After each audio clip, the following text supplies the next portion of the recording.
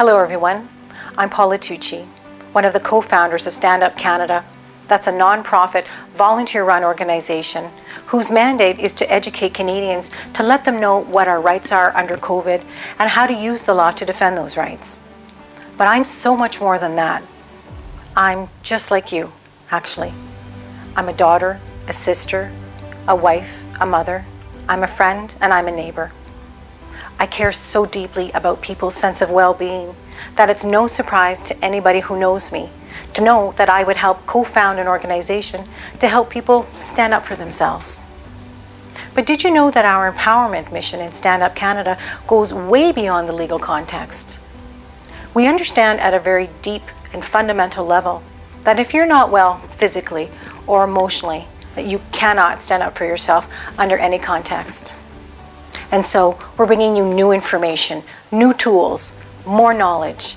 We have a brand new video series we're calling House Calls, From Confusion to Clarity.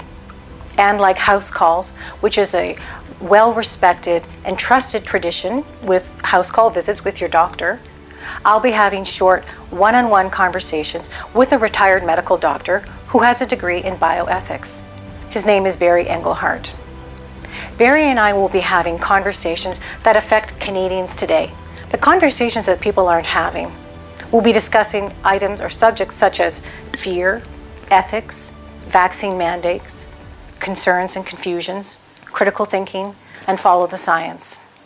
I guarantee you'll hear things possibly for the first time with a greater sense of clarity. That's our goal. If you're ready to begin, let's get started. Well, good morning, Barry. How are you today? Good morning, Paul. I'm very well.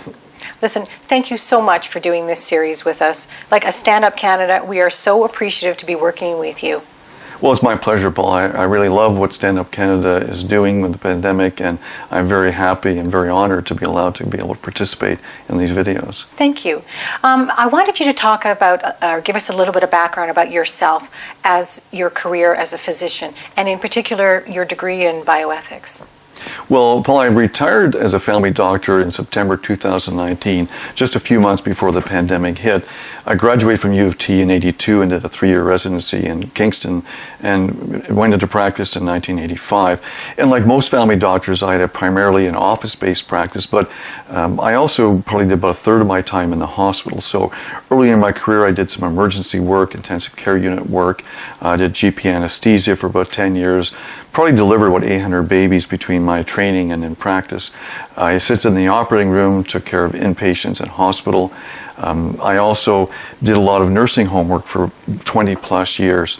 I also did a lot of palliative care both in the hospital but also in the home.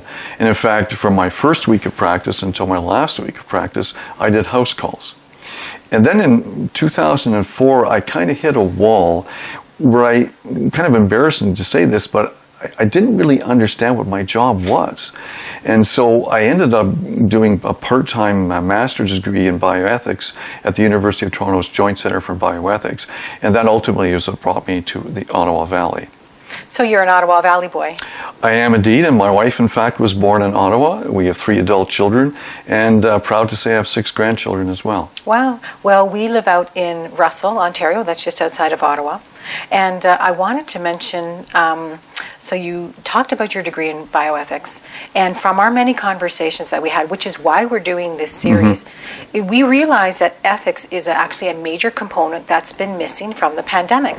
Now, we have hindsight to tell us that we can see very clearly that it's been missing over the last 20-some months.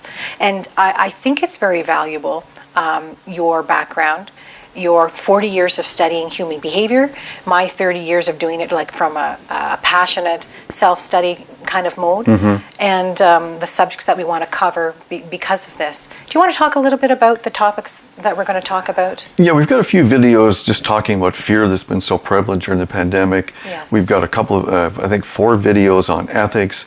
We talk about vaccine mandates. We talk about critical thinking. We've got some on follow the science. There's quite a wide variety of topics we're going to discuss. And you know, there's a famous saying by the late Dr. Wayne Dyer, and he's famous for saying, when you change the way you look at things, the things you look at change. And that's our goal with this series, is to give people a new way of looking at something, these topics that we're talking about, from an ethical stance rather than a fear-based stance, so that they can possibly have a new way of looking at it, or that it will look different to them. Well, I agree.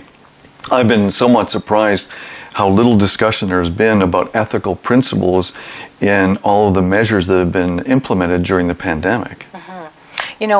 Fear, which is one of our topics, and it's the next series that we're going to have a conversation about. Fear has been a major driver in this pandemic. Absolutely. I think you'll agree.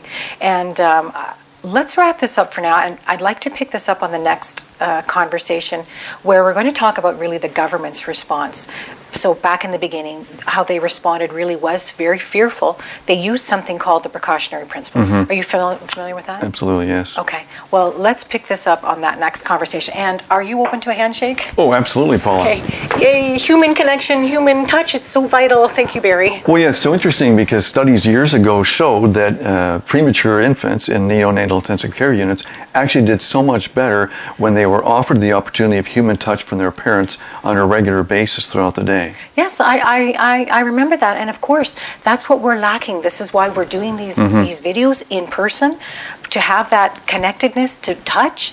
It's vital for our sense of well-being. So thank you so much for joining me today, and we'll pick up the conversation tomorrow. Thank you, Paul. Looking forward to it. Thanks, everybody. Thank you.